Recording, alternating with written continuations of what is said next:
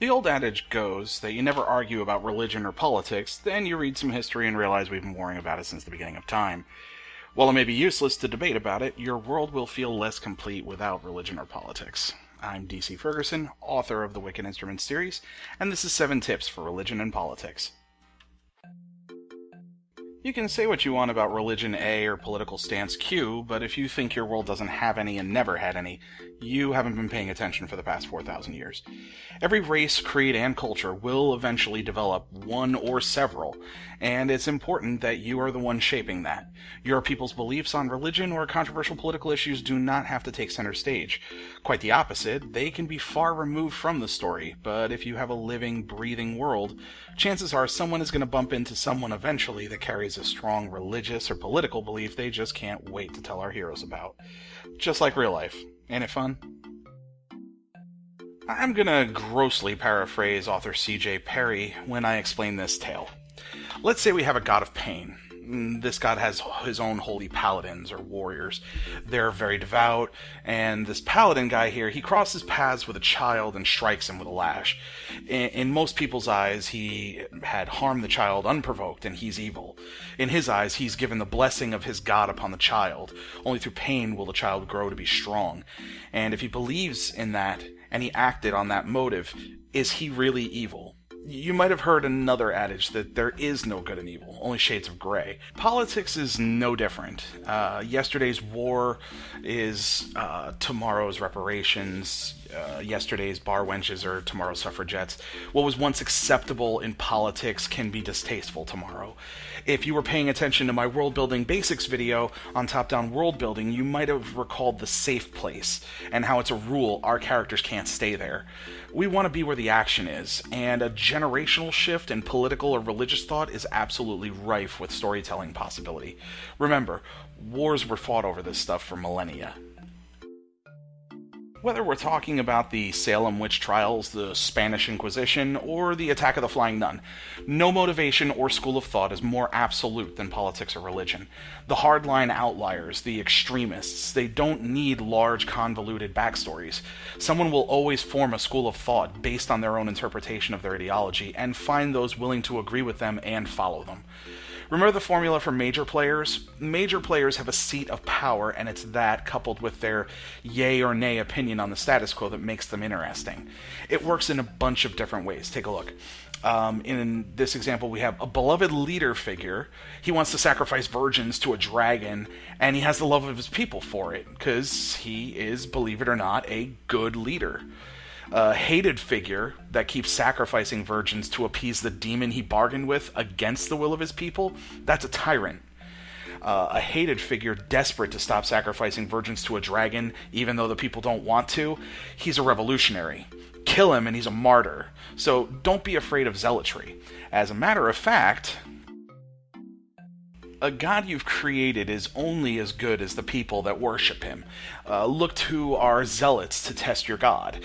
What do I mean by that? Well, if you've created, let's say, a dwarven god of the forge, what do his zealots look like? What do they offer him as tribute? How do they celebrate him? Why are his followers even coming to him at all? Since this god is so specific, what happens to his followers when they die? What makes his heaven better than the other gods? If you answered, well, he's a god of the forge, so he likes it when you smith stuff, you fail the god test. However, if we said, let's say, he's Karn, god of the forge, every hammer striking hot iron is a prayer to him. His most devout followers have apprenticed under masters and tolerate nothing less than perfection from their students. They use corporal punishment to enforce it because, like the metal, one knows the hammer makes one strong. His worshippers flock to him so that they may be blessed to hone their skills and join beside him in death at the Great Forge so that they can take a lifetime of their mastering of the craft to arm warrior angels in the final battle of good versus evil. See, now this god has backstory. He has motivation. His followers have belief, and his zealots are masters of their craft.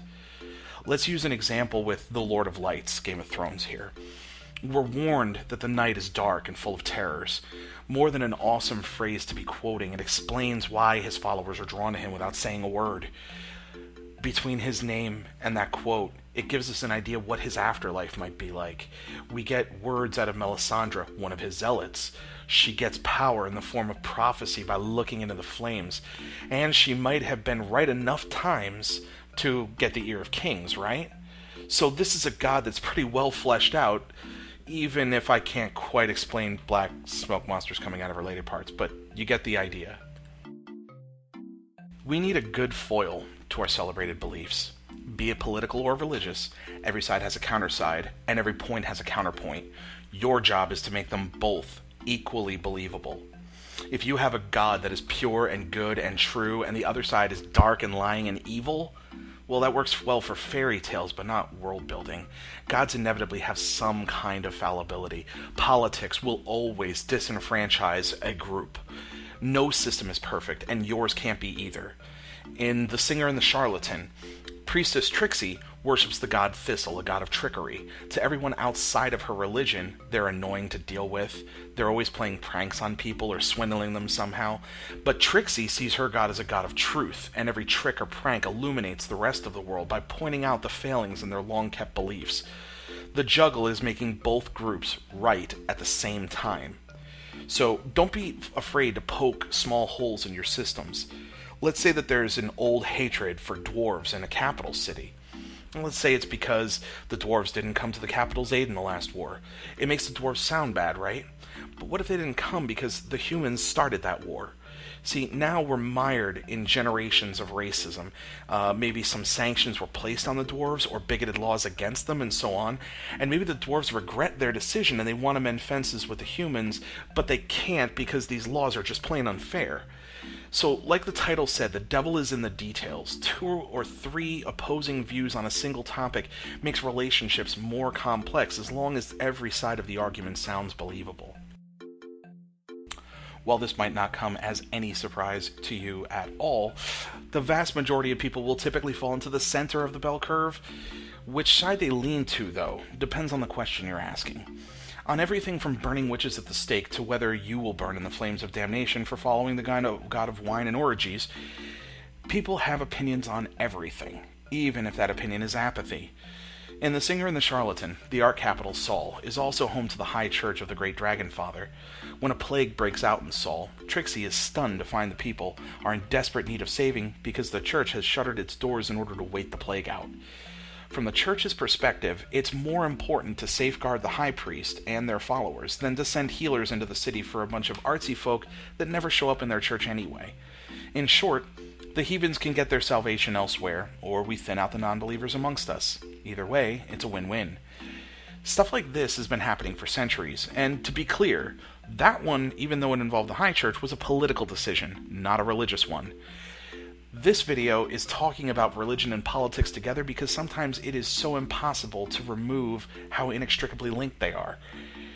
It's no different in other fantasy worlds either. The Da Vinci Code uses a hardline religious zealot that's also a creepy assassin fresh out of the Children of the Corn Religious Academy. The Walking Dead features a priest that closed his doors to his own congregation when the killing began. People will have an opinion on most everything, but when their back is to the wall, there are some tenets of their belief they just don't hold on to that strongly. And that's not a bad thing. That's not even a character flaw. That's just the way the world works. Every religious leader, zealot, and follower takes one or even several aspects of their personality, and they hold on to those unshakably, even in the face of their own religion or political belief. The rest of the tenets and laws, they can take it or leave it. It's how one follower can say that the great dragon loves all of mankind, and another one can carry around signs that say God hates elves, and still be worshipping the same deity. It's how one person can not care who drinks dwarven ale, and another one starts a temperance movement, and they could still be in support of the same political belief. That knowledge is really important for this next part. Sure, monarchies and monotheism makes everything nice and simple, doesn't it? But we don't want simple. We want raw and gritty and realistic. So if you have a semi-political or religious backdrop for your world, it is key that you know what each of your god's key stances are. This way, at the very least, you're not blindsided when somebody asks you out of a clear blue sky, "Hey, I saw you made up this god of the forge, Karn here. What's his stance on divorce?" The question might seem like a non sequitur, but in this living, breathing world we're making, it's probably a pretty big deal to his followers, don't you think? You don't have to be so versed that you could be asked any question of your creations. As I said, understanding their key stances, you would know them well enough to improvise on the fly. The Singer and the Charlatan constantly had me questioning myself in this regard. Even in the title, I refer to Priestess Trixie as a charlatan. But does she see herself that way? Not only does she actually get asked that very question in The Princess and the Holy Juggernaut, but the answer is absolutely not. She has a damn fine argument according to her beliefs and the beliefs of her god, why not? So let's revisit this Karn, god of the forge we made. He's about smithing and perfecting art and making weapons in the afterlife. So let's say his marriage ritual, let's just make this up, it's melt down 2 blades to become 1. That seems pretty poetic. So then we could make his divorce ritual to split the blade and recreate 2 smaller ones from it. The god constantly wants you smithing, and that's really more important to him, so in that regard, I guess he'd be kind of fine with divorce. We're literally making this god up on the fly, but we already know a lot about him, you see? The same is true with politics. Temperance movements are associated with being puritanical, but what's their opinion on medical drugs? Do they support a king on his second wife just because he agrees with them? As you can see, your world becomes infinitely more complex and rich when you add politics and religion to it. I hope that this list has helped you to ask some of the critical questions in crafting your parties and your pantheons so that you too can build characters on your world that feel like they're connected to something bigger than themselves. Don't forget to like and subscribe for more world building basics videos, and have fun and get crafting.